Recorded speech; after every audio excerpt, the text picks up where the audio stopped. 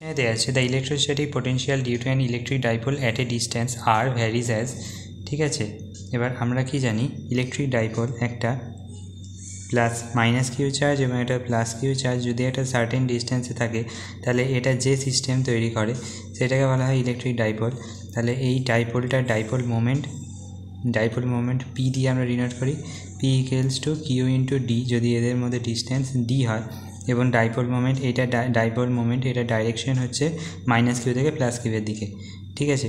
এবার এখানে বলেছে electrostatic potential due to an electric dipole, তাহলে electrostatic potential V equals to আমরা জানি K P cos theta divided by r square, যেখানে এটা যদি একটা ডাইপোল হয় এদের মধ্যে ডিস্টেন্স ডি এবং এখান থেকে কোনো একটা ডিস্টেন্স আর দূরে কোনো একটা পয়েন্ট পিতে আমরা ডাইপোল মোমেন্ট আমরা পোটেনশিয়ালটা বের করছি, ঠিক আছে। এবার এইটার মধ্যে অ্যাঙ্গেল থিটা হবে, তাহলে এইটা V equals to K P cos theta by r square, তাহলে V proportional to 1/r square হয়ে যাবে, electric potential proportional to 1/r square, তাহলে এটা হবে কারেক্ট অ্যান্সার। Thank you.